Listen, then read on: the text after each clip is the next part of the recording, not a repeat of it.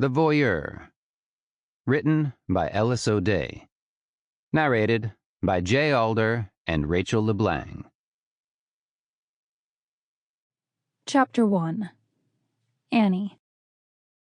Annie finished making the bed and gathered the sheets from the floor, keeping them as far away from her body as possible.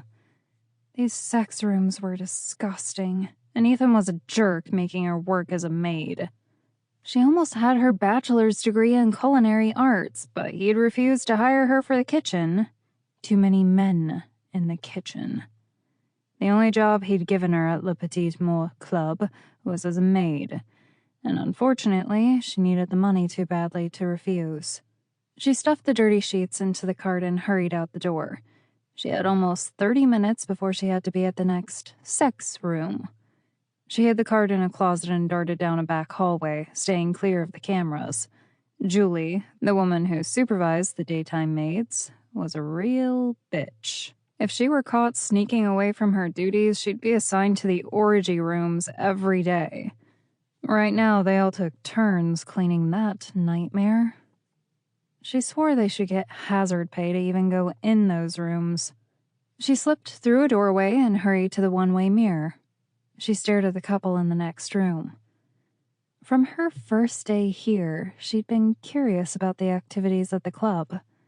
She was 24 and wasn't a virgin, but she'd never, ever done some of these things. The woman in the other room was tied to a table, legs spread, and wearing some sort of leather outfit that left her large breasts free and her crotch exposed. She'd shaved her private parts, and her pink lower lips were swollen and glistening from her excitement. The man strolled around the table as if he had all night. He still had his pants on, but had removed his shirt. His arms and chest were well defined, but he had a slight paunch. His erection tinted his pants, and Annie felt wetness pool between her legs. She had no idea why watching this turned her on. But it did.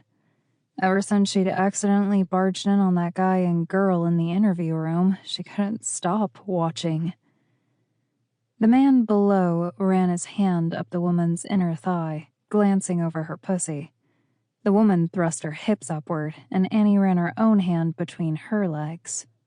The man's mouth moved, but Annie couldn't hear anything, and then he slapped the woman across the thigh hard enough to leave a red mark. Annie jumped. She wasn't into that, but she couldn't take her eyes off the woman's face. Sample complete. Ready to continue?